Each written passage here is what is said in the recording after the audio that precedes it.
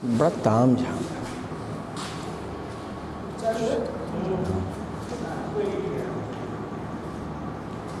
हिंदी कथा साहित्य जिन कुछ रचनाकारों से समृद्ध हुआ है, उसमें एक नाम रेणु जी का है। पूरा नाम आप लोग जानते ही जानते हैं।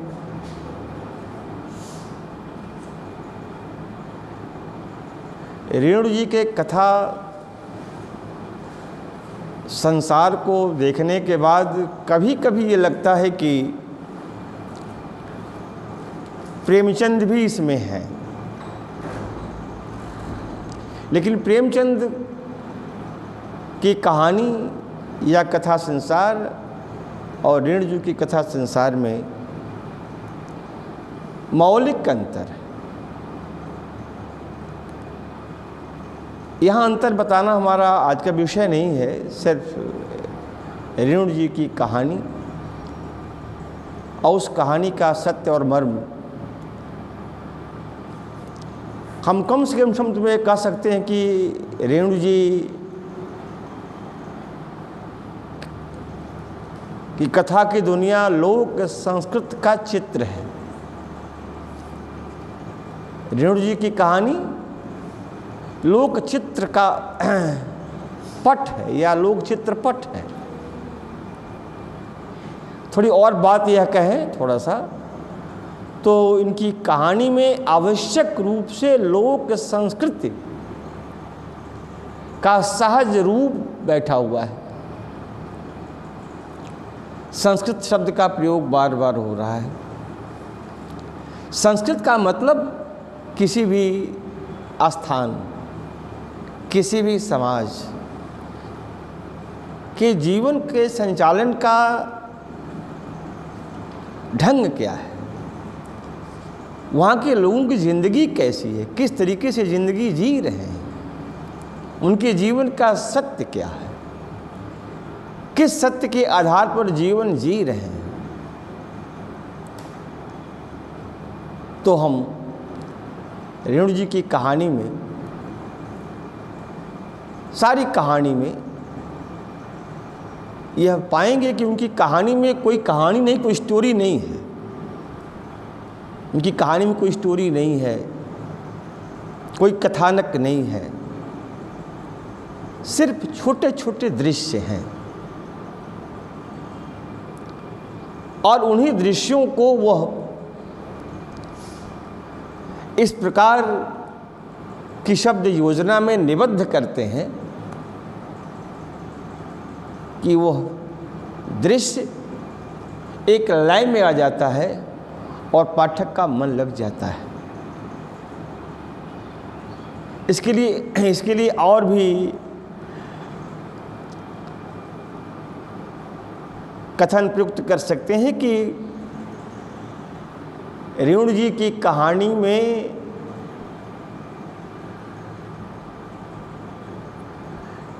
शिल्प की प्रधानता है, यानी कि सजावट की प्रधानता है। उस सजावट के भीतर से अनुभूति और भावनाएं निकलती रहती हैं। सजावट, हालांकि बहुत से रचनाकार या 2/3 से ज़्यादा रचनाकार, या कहा जाए कि अधिकांश रचनाकार शिल्प से ज़्यादा अपने कथ्य पर जोड़ देते हैं, जैसे हिंदी कथा साहित्य में प्रेमचंद जी या अज्ञे या जयशंकर प्रसाद। कथ्य का मतलब सब्जेक्ट, विषय को महत्व देते हैं। रेणु जी विषय को महत्व नहीं देते हैं, विषय के परिवेश को महत्व देते हैं। जैसे कौन सा व्यक्ति कैसा है वो महत्वपूर्ण नहीं है, महत्वपूर्ण है कि वो किस समाज में जी रहा है, उसके अगल बगल की ज़िंदगी क्या है। सिर्फ अगल बगल की ज़िंदगी का वो ब्यौरेवार चित्रण करते हैं। इसलिए रेणु जी की कहानियों में वातावरण की प्रधानता होती है। अंग्रेजी में इन्वायरमेंट कहते हैं। वातावरण की प्रधानता होती है। वातावरण का वो चित्रण करने में कहीं कोताही नहीं करते। उसी वातावरण के भीतर से छोटी छोटी घटनाएं अपना सिर उठाती हैं। वातावरण के भीतर से घटनाएं झांकती हुई नजर आती हैं और उस झांकते हुए दृश्यों को जब एक सिलसिले में कर देते हैं, सिलसिले में एक कंटिन्यूशन में कर देते हैं, तो सारे दृश्य एक लय में आ जाते हैं और लय में आकर के एक अर्थ और सार्थक अर्थ देना शुरू कर देते हैं।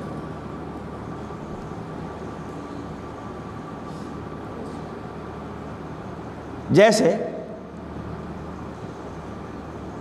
ठंडक के महीने में एक कुशल स्त्री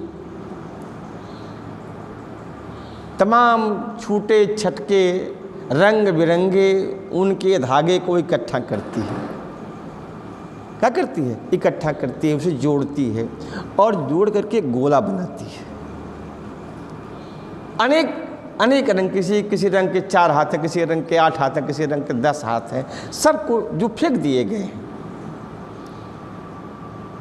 उन सारे कतरनों को, सारे खंड खंड धागों को वो एक में करती है और गोला बनाती है और पुनः उससे एक ऊनी वस्त्र तैयार करती है, पूरी कारीगरी के साथ, यानी कि शिल्प के साथ। और जब वो तैयार होता है तो लोगों की आंखें देखती ही रह जाती हैं, भाई क्या सुंदर कपड़ा तैयार है। जबकि वो सारे धागे क्या हैं? धागे अलग अलग थे, फेंके गए थे। वैसे ही जीवन के बहुत सारे सत्य यहाँ वहाँ बिखरे होते हैं। उन बिखरे हुए सत्यों पर बहुत कम कहानी लिखी गई, उन घटनाओं पर बहुत कम कहानी लिखी गई, लेकिन रेणु जी ने जीवन के जितने भी खंड खंड सत्य हैं, छोटे छोटे सत्य हैं, छोटी छोटी आवश्यकताएं हैं, छोटे छोटे तकरार हैं, छोटे छोटे झगड़े हैं, उन सबको इकट्ठा करते हैं और इकट्ठा करके एक अच्छी शब्द योजना में उसे डाल देते हैं। बस अब सब सारी घटनाएं इकट्ठा हो गई। घटनाओं में कहीं कोई लयात्मकता नहीं है, कोई रिदम नहीं है कि घटनाएं सामने खड़ी हैं। वही छोटी छोटी घटनाएं इस बात को प्रमाणित करती हैं कि घटनाएं, ये शब्द किस जगह के हैं, किस अंचल के हैं। वो छोटी घटनाएं, वो रीत रिवाज, वह रहन सहन, वो गाली गलौज, वो कहा सुनी, खेत खलिहान, बावड़ी कुआं, पनिहारी पनघट, डीह काली चौरा, ये सब उनकी कहानी में आते हैं, जो जिससे हमारे जीवन का संबंध है, वो सब वहाँ दिखाई देते हैं। पूरी कारीगरी गांव या मोहल्ले के लोग कहाँ जी रहे हैं, किस स्तर से जी रहे हैं, उसी को वो प्रस्तुत करते हैं। कहीं उसमें अपनी वारी नहीं रखते हैं, कहीं उसमें अपना दर्शन नहीं लगाते हैं। आगे जी अपना दर्शन लगाते हैं, किस कहानी को इस रूप में प्रस्तुत करना है। प्रेमचंद्र दर्शन बनाते हैं कि इसमें यह चीज़ डालनी है। न इनकी कहानी घटना प्रधान होती है, न इनकी कहानी समाज प्रधान होती है, न ही इनकी कहानियों में इतिहास की वो गहन गुफाएं। मैं किसी का नाम नहीं लेना चाहूँगा, सिर्फ कथाकार का। आप पढ़ते होंगे कि ये कहानी घटना प्रधान है, ये कहानी समाज प्रधान है, ये कहानी ऐतिहासिक पुटों से युक्त है। ऐसी कोई वर्जना, ऐसा कोई सिद्धांत इनके कहानियों में नहीं है। इनके कहानी में छोटी छोटी इच्छाएं हैं।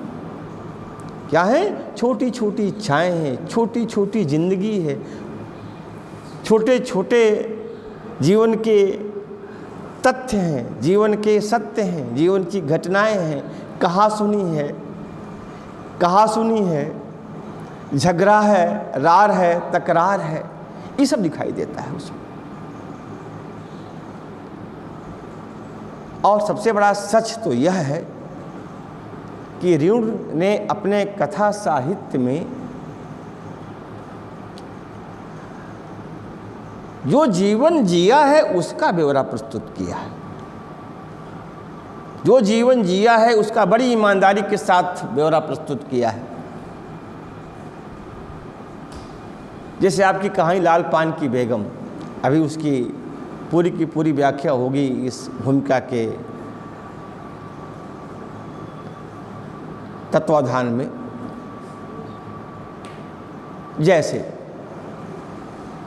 रचनाकार कहीं कुछ छिपाता नहीं है, स्वयं जो वो भोगते हैं, जो ग्रहण करते हैं, जैसा जीवन जीते हैं उसी जीवन को व्यक्त करते हैं। अन्य रचनाकार जो जीवन जीते हैं वो शायद व्यक्त कर पाए हों, लेकिन इनके कहानियों में, इनके उपन्यासों में लवनी है, ताड़ी है, गांजा है, साफी है। क्या है? गांजा है, साफी है, चिलम है। ये सब इनकी कहानी में झलक रहा है। कहा सुनी है, गाली गलौज है, झगड़ा है, खेती बाड़ी है, बैल है, गाड़ी है, नाच है, नौटंकी है, नौटंकी में सैलानी अंदाज है, नाच को देखने की होड़ है, पहुंचने की होड़ है। ये कोई और नहीं है, ये स्वयं रेणु हैं। रेणु हैं, रेणु स्वयं खेती करते हैं, स्वयं गाड़ी हाँकते हैं, स्वयं बैलों को खिलाते हैं। और पूरी भाषा उसकी, उस पूरे परिवेश की, जैसे ताड़ी पीने के बाद की स्थिति क्या होती है, गांजा पीने के बाद क्या स्थिति होती है। जैसे लाल पान की बेगम में बिरजू की माँ कहती है, अरे चंपिया, तेरे बप्पा की आवाज़ बड़ी खनखना रही है, लगता कि मलदहिया टोला में या चिलम चढ़ाए हैं। तो वहाँ कोई और नहीं, ये भाषा इस बात को प्रमाणित करती है, वहाँ कोई और नहीं है। वो रचनाकार, वो कथाकार जो कथा लिख रहा है स्वयं उस कैरेक्टर में, उस पात्र में है, तब वो बोल रहा है। अगर बात दोहरी होती कि रचनाकार कुछ और है और लिख कुछ और रहा है तो बात जमती नहीं, तो अंचल विशेष की पूरी संस्कृति, पूरा कल्चर नहीं आता, तो स्पष्ट नहीं होता कि किस अंचल की कहानी है। जहाँ जी रहे हैं वहाँ के सारे राग, धुन, स्वर सब कुछ है। इसीलिए हिंदी साहित्य में दो लोग एक समान दिखाई देते हैं हमें,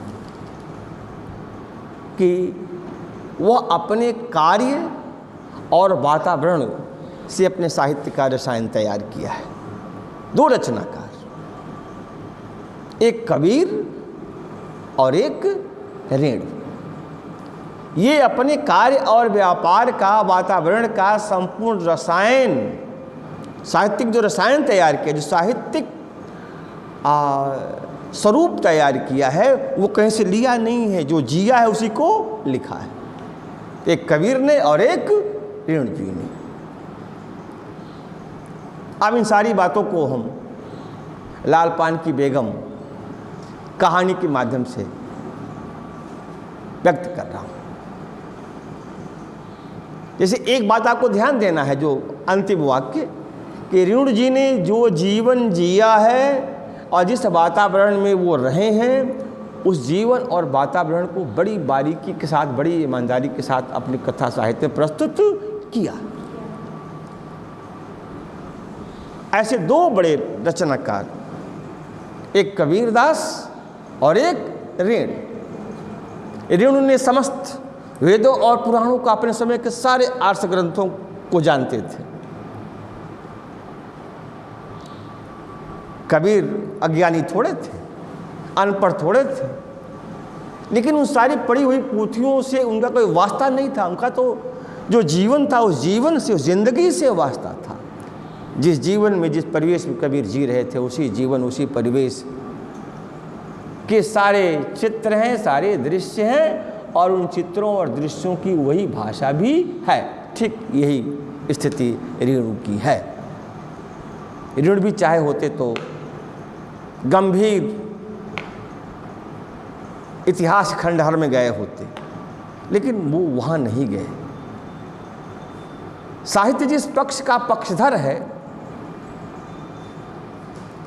कि साहित्यकार वही साहित्यकार है जो घटनाओं में समा करके लिखता हो, जो परिस्थितियों में समा करके लिखता हो, परिस्थितियों को भोग करके जो लिखता हो, वो घटनाएं, वो रचनाएं अपने समय का दस्तावेज होती हैं, समय का इतिहास होता है। 50 साल पहले का अगर इतिहास जानना है, गांव कैसा था, लोग कैसे थे, लोग कैसे जी रहे थे, क्या कृषि थी, गांव में कैसे खेल होती थी, गांव में कैसे झगड़ा होता था, किस कारण की झगड़ा होता था, क्यों लोग रूठ जाते थे, कैसे मान जाते थे, ये सारी मान मनोबल, रूठा रूठी, हंसी ठिट्ठी, ये सारी चीज़ें 50 साल पहले की क्या थी, कैसी थी, ये हम रेणु के साहित्य में, कहानी में प्राप्त कर सकते हैं। एक साथ वो अपने समय का साहित्य भी लिख रहे हैं और अपने समय का इतिहास भी लिख रहे हैं। इसलिए रेणु जी की कहानियाँ अपने समय के निर्मल आईना हैं। क्या है कि रेणु जी की कहानी क्या है, साहित्य क्या है, उनका कथा साहित्य क्या है, अपने समय का निर्मल दर्पण है, निर्मल आईना है। बार बार जिक्र हुआ कि छोटी छोटी घटनाओं का कथा संसार रेणु जी का है। अगर आप लोग लाल पान की बेगम पढ़ा है तो शुरुआत कहाँ से होती है, उसमें क्या इच्छा है, कहानी से मैं शुरू करता हूँ कि मखनी बुआ ने बिरजू की माँ से कहा कि नाच देखने नहीं जाओगी।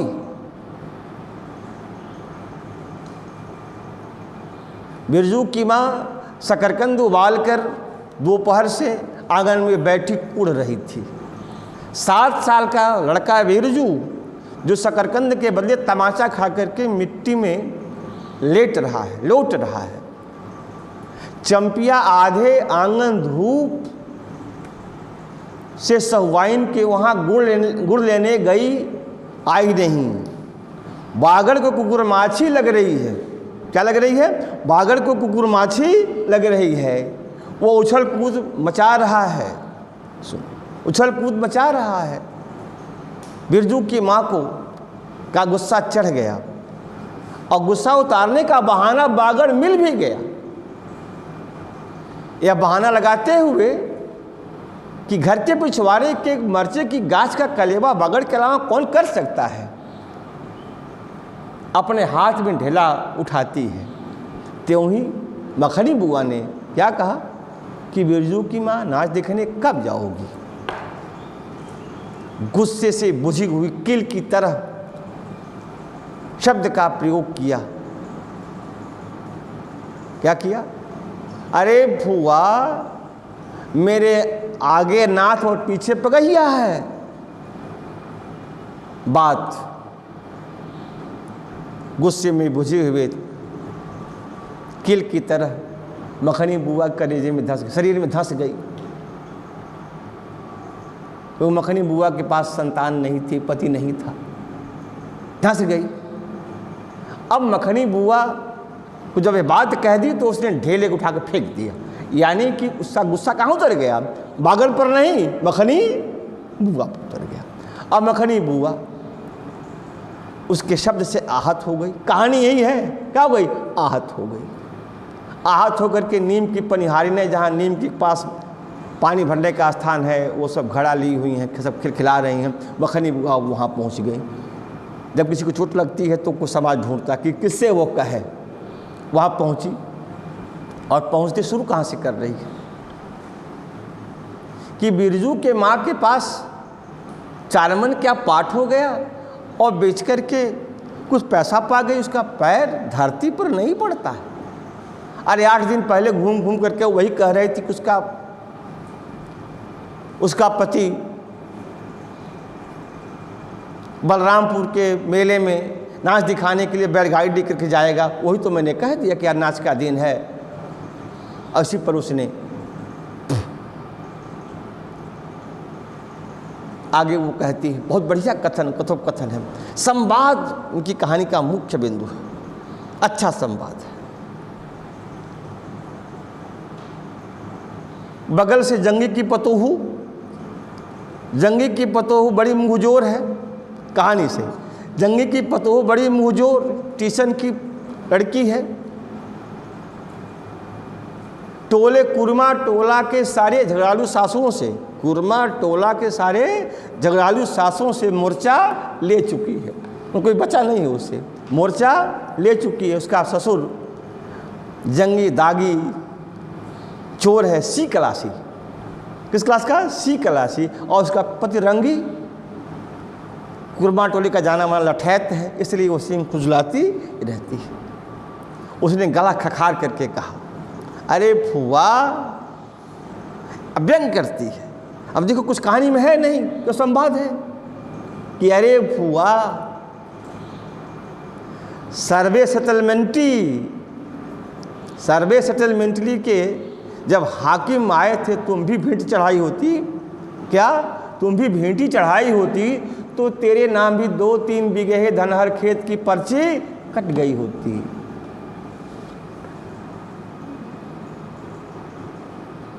जंगी की पतोहू की बात, और ये कहते हुए कि अरे घर में भूख भूख बत्ती बढ़ती थी।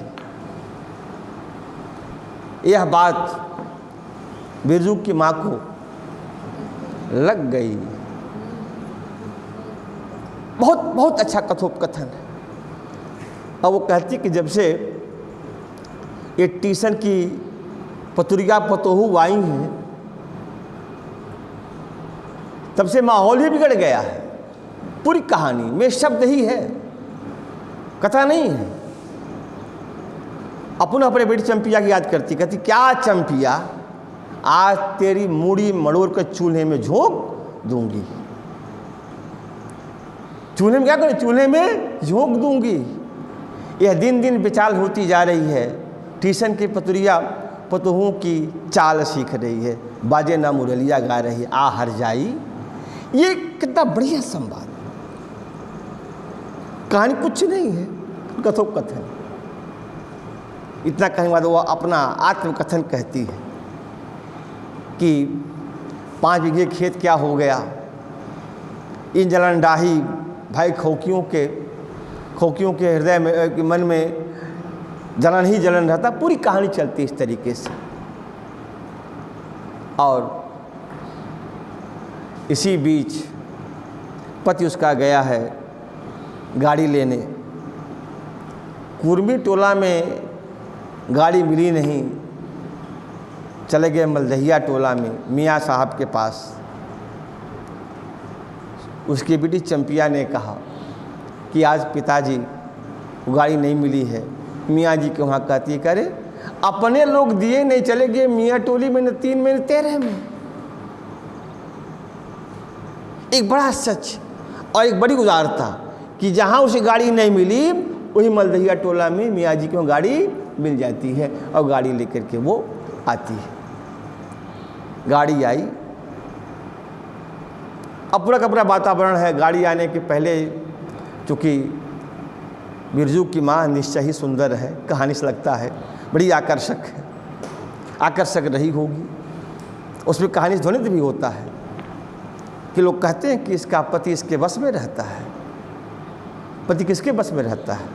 किस औरत के बस में रहता है? जो औरत सुंदर हो, कलाकार हो, आर्टिस्ट हो, उसमें गुस्सा भी हो, प्रेम भी हो, बहाना भी हो, खिलाना भी हो, पिलाना भी हो, रिसियाना भी हो, सोना भी हो, गुरगुराना भी हो, सारी कलाएं औरत में होनी चाहिए। ये सारी जब कला है तब वो औरत क्या होती है? मर्द को बांधे रहती है। बिरजू की माँ ऋषि आ गई है, जान गई है गाड़ी आ गई है। अब जो कुछ में कहानी नहीं, मनोविज्ञान, गंभीर मनोविज्ञान।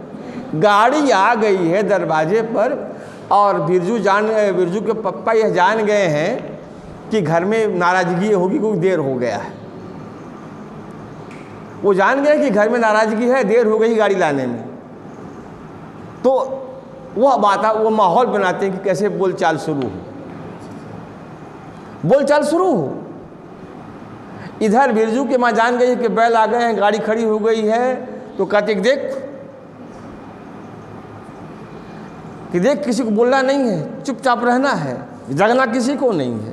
थोड़ी कलाकार भी है, थोड़ा और गुस्से को अपने धार दे रही है, अपने पति को, अपने खसम को थोड़ा सा और चोख बना रही है। अपना गुस्सा वो और बढ़ा रही है। सबके बावजूद लोग जागते हैं। मीठी रोटी के लिए मखनी बुआ को बुलाई जाती हैं। मखनी बुआ तुरंत चली आती, क्या क्षण भर का, सारे कुछ क्षणिक है। सारा मान मनोबल रीस क्रोध क्या वहाँ क्षणिक जो स्वाभाविक है। मखनी बुआ दौड़ी दौड़ी चली जाती हैं, थोड़ा बड़बड़ाते हुए, अब क्या बुला रही है। और इधर क्या बढ़िया संवाद है जब वो कहती कि 1:30 पहर रात को आए हो, अब रोटी कैसे बनेगी। कहा मैं जानता हूँ कि तुम पलक झपकते एक टोकरी रोटी बना लेने वाली हो। अपनी पत्नी की बड़ाई, मैं जानता हूँ कि बिरजू की माँ पलक झपकते एक टोकरी रोटी बना लेने वाली है, तो 5 रोटी बनाने में कितनी देर लगेगी। हंसती है, थोड़ा मुस्कुराती है कि पति ने हमारे कार्य से हमारे पति परिचित है। रोटी बनती है, गाड़ी चलती है, गाड़ी चलती, सब क्या बढ़िया सोच है। गाड़ी चलती, एक कथा का सुंदर निष्कर्ष है। गाड़ी चली, हृदय की विशालता बढ़ी। मेले में गाड़ी से जाने का एक अहंकारिक ईगो है कि मैं मेले में जाऊंगी और अपनी गाड़ी से जाऊंगी। बिरजू की माँ वो पूरे कुर्मी टोला में अपना एक अलग स्थान रखती है, अपना एक अलग पक्ष और स्थान रखती है। वह कम लड़ाकू थोड़ा है, सबसे वह भी लड़ जाती है, लेकिन जंगी की पतोहू से हारी हारी रहती। आगे की तरफ बढ़ी, जंगी के घर के पिछवाड़े गाड़ी पहुंचती है तो कहती है कि अरे बिरजू के पप्पा देखो, ट्यूशन वाली गई कि है। ट्यूशन वाली कहती है उसको, ट्यूशन वाली है कि गई। तो पूछते हैं अरे जंगी भाई पतैया का हालचाल, बट मेला गई, मेला में गई। कहा कि उसका पति रंगी आया नहीं, वो नहीं, रो रही है अंदर। वो भी कम थोड़ा कलाकार है, वो भी रो रही है मेला जाने के लिए। पतो वो भी लड़ाका हैया है, वो रो रही है पैर रगड़ रगड़ करके। अब ससुर परेशान। तो बिरजू के पप्पा कहते हैं कि अरे भाई आप घर में बड़ा कन्ना रोवट हो रही है। कहा है वही पतोहिया है, रो रही है। कहा बुलाओ। बिरजू की माँ बुलाई है, बस छम दे, वह गाड़ी बैठ जाती है। आगे बढ़ते हैं तो राधे की बेटी सुनरी घर में बैठी हुई है। कहा तुम भी आओ। लरेना खबेश की बीबी भी बैठी हुई है। पर जो कहीं जो जा नहीं सकते थे वह सब के सब सारे विरोधी पात्र इकट्ठा हो गए। जंगी की पतोहू, लरेना खबीस की बीबी, सुनरी सब इकट्ठा हो गए। और चंपिया हैये गाड़ी में बैठी, सब लोग बड़ी गाड़ी चलना शुरू की। बस मेला में पहुँचे या न पहुँचे, नाच देखे चाहे न नाच देखे, और भी वातावरण का सुंदर चित्रण किया है।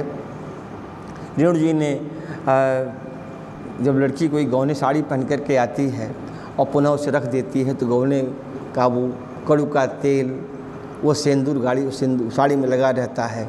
जब वो पहनती है तो उसकी महक आती है। लटवा सिंदूर का बहुत बढ़िया चित्रण किया है कि पतोहू के साड़ियों से यह गंध आ रही है, खुश हैं।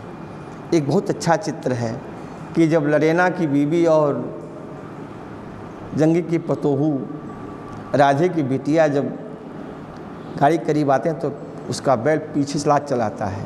बड़ा बढ़िया वाक्य कहता है कि क्या चाहता है, लात मार दूँ? नहीं, पतोहू का पैर टूट जाए, लगड़ी सब हो जाए। बोलो अपने प्रेम को दर्शाते हैं। गाड़ी में बैठती हैं, गाड़ी चल देती है। उसके बाद कुछ देर के बाद कहती है, पहले भी कही है कि लाल पान की बेगम तो है ही। कौन? बिरजू की माँ। लाल पान की बेगम तो है ही, उसका हृदय बेगम की तरह से, रानी की तरह सबको बुला के बैठा ली। सुंदरता तो है ही, उस स्वयं अपनी सुंदरता का उसे आभास है। और जब सब इकट्ठा हो गए तो कहती है, गाड़ी चल बड़ी, कह रहे अपन कहाँ चुपचाप जा रही हो, गाओ ना, गाओ, गाना गाओ, चंपिया गाना गा। भूलोगी तो बैठी हैं मास्टर रानी जी ट्यूशन वाली, जहाँ भूलोगी वो बता देंगी। जंगी की पतोहू कान में कुछ कहती है और गाना शुरू होता है। बस बिरजू की माँ अपने नाक पर अपना दोनों दृष्टि करती है, अपनी संपूर्ण सुंदरता वो देखती है और मांग पर लगा हुआ उसका जो मंगटिक्का है चांदी का, वो चंद्रमा के प्रकाश से चमक गया। अपने खेत में पहुंची, खेत से गाड़ी जा रही है, खेत में धान लगे हुए हैं, उन बालियों को देख करके वो प्रसन्न हो जाती है। बस ये कहानी। सुंदर छोटे छोटे संवाद, छोटे छोटे दृश्य, गाँव की हलचल कहा सुनी, ये रेणुके कहानी का सच है। और कहीं न कहीं जो बिरजू के बप्पा हैं वो कोई और नहीं है, वह स्वयं क्या है? रेणु हैं। नाच देखने के आशिक कोई और नहीं है, वह रेणु ही है। गांजे की चिलम पीने वाला बिरजू का पिता नहीं है, वह रेणु ही है। और निश्चय ही रेणु का भी जीवन स्त्री के मायने में सुखद रहा हो। ये इनकी कहानी विशेषता है।